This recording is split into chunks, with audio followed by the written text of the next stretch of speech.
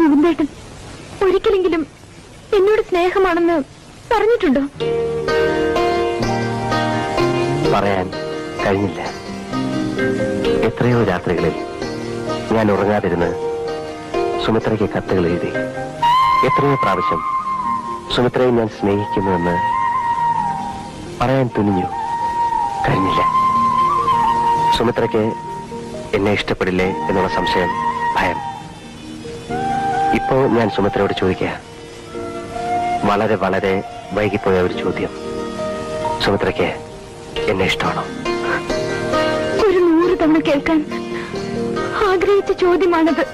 നിന്നെ അണിയിക്കാൻ താമര നൂലിനാൽ ഞാനൊരു